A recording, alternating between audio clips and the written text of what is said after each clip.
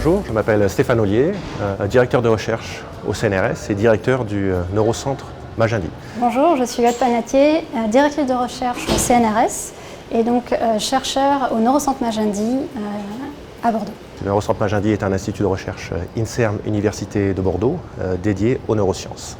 Donc, au sein de cet institut, j'anime une équipe de recherche intitulée Relation glie-neurones qui s'intéresse donc aux cellules gliales, qui sont donc des cellules du cerveau. Ce sont des cellules qui sont responsables de l'élimination des déchets toxiques liés à l'activité neuronale et qui fournissent aussi l'énergie à nos neurones. C'est un peu les femmes de ménage et les nourrices de notre cerveau. Et depuis à peu près une vingtaine d'années, plusieurs équipes, y compris la nôtre, ont pu montrer que ces cellules avaient aussi un rôle très actif dans la transmission de l'information. Donc ces cellules gliales ont été découvertes à peu près en même temps que les neurones. Elles ont un désavantage, c'est que contrairement aux neurones, elles n'émettent pas ce fameux signal électrique qui est le potentiel d'action.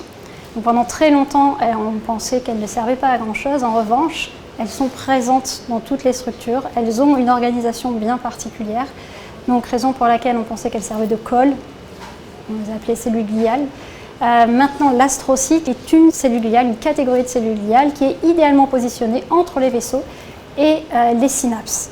Donc cette cellule, bien qu'elle n'émette pas de potentiel d'action, il a été émis très tôt qu'elle pouvait être impliquée dans l'apport des nutriments essentiels au fonctionnement et à la survie des neurones. Elle est présente au niveau des vaisseaux et des synapses, ces points de jonction entre les neurones qui permettent aux neurones de communiquer. Et en fait, cette cellule, on s'aperçoit de plus en plus qu'elle va permettre aux neurones de communiquer de manière appropriée.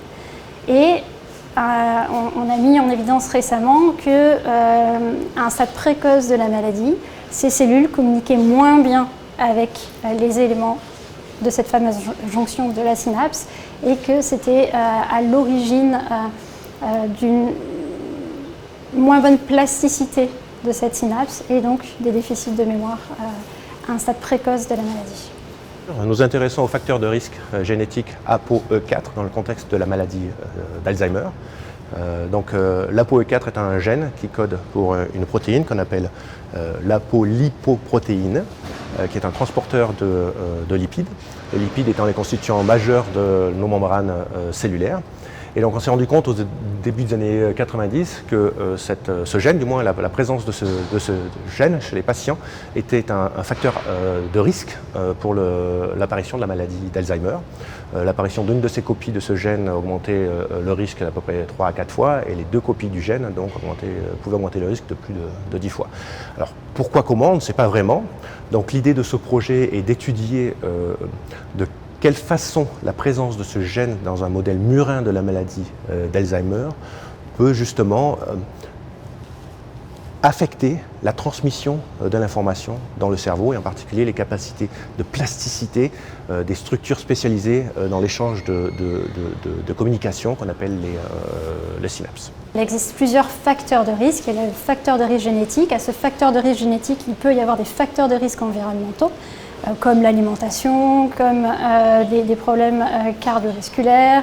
C'est sûrement la présence de plusieurs facteurs de risque qui vont être impliqués dans l'émergence de la maladie. Donc l'idée générale de notre thématique de recherche, moins dans ce contexte-là, sur ce projet-là, est d'essayer d'utiliser ce modèle murin de la pathologie d'Alzheimer pour étudier comment ces facteurs aggravants, comme le sont le gène ApoE4 ou par exemple une alimentation riche en gras, un régime on va dire plutôt occidental, augmente l'incidence de la pathologie.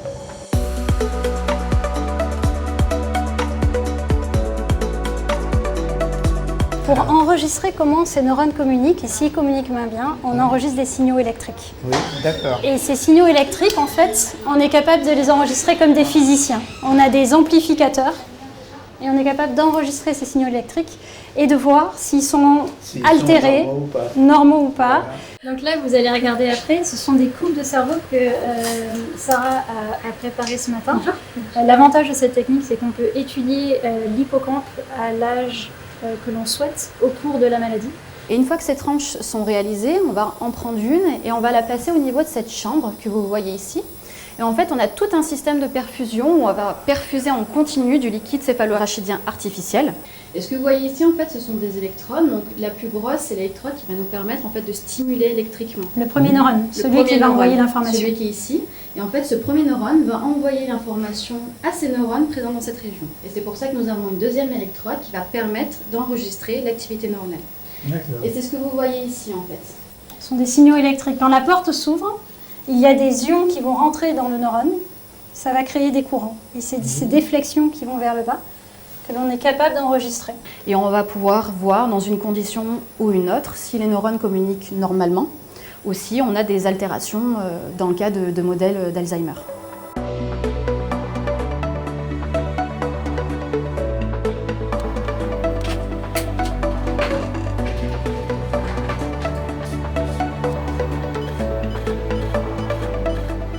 Bonjour, enchanté. Donc ça c'est notre pièce de microscopie. Ici on a une souris qui exprime un gène de prédisposition à la maladie d'Alzheimer, donc la PPPS1. Donc on peut voir ici déjà l'apparition de certaines petites plaques séniles. Et ensuite on a mis ces souris-là sous un régime enrichi en matière grasse pour voir l'impact que ça pouvait avoir. En comparaison entre ces deux groupes-ci, on voit très clairement l'évolution et l'aggravation des symptômes. On voit qu'il y a beaucoup plus de plaques, donc à la fois dans le cortex, mais aussi au niveau donc ici de l'hippocampe. Donc l'hippocampe est une structure du cerveau impliquée dans la mémoire et c'est la structure qui est atteinte en premier au cours de la maladie, raison pour laquelle on s'intéresse tout particulièrement dans un premier temps à l'hippocampe.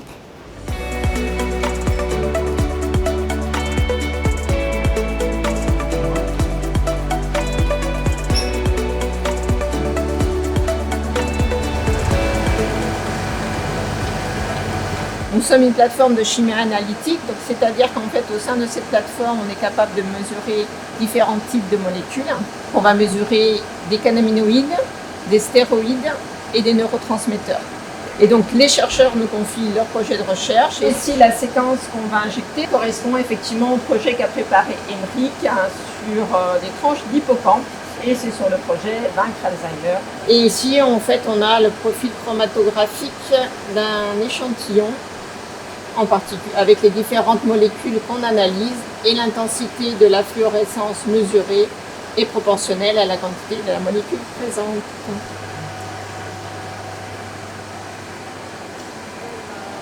Alors la Fondation Vaincre Alzheimer nous a financé à hauteur de 100 000 € sur ce projet-là, sur 2 années, ce qui nous a permis d'augmenter nos ressources humaines, en particulier d'engager un postdoctorant pendant 2 ans, donc spécialisé en électrophysiologie, donc qui a pu étudier l'activité électrique des neurones chez ces modèles animaux et qui a pu mettre en évidence justement l'effet aggravant de ce gène APOE4 chez ces animaux. Bon, bien sûr, nous avons aussi pu, grâce à ce financement, envoyer ce postdoctorat en mission, et en particulier présenter ces données dans des congrès internationaux.